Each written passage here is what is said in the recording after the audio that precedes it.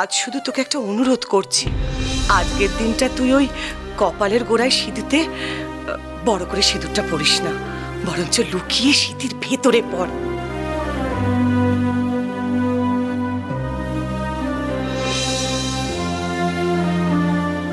এই যে মন্দা, তোর দাদা চলে এসেছে রে। দেখো দেখো তোমার বোনটিকে কেমন সাজিয়ে গুছিয়ে দিয়েছি। মন্দা কি আজ সিঁদুর পড়তে ভুলে গেল?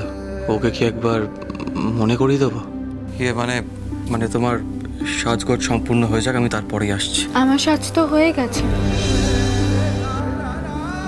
আয়নায় নিজেকে ভালো করে দেখো, তাহলে বুঝতে পারবে যে তোমার সাজ এখনো সম্পূর্ণ হয়নি মন্দা। কই, কিছু তো বাকি নেই, সব হয়ে গিয়েছে। মন্দা কি সত্যি বুঝতে পারছে না আমি কি বলতে চাইছি?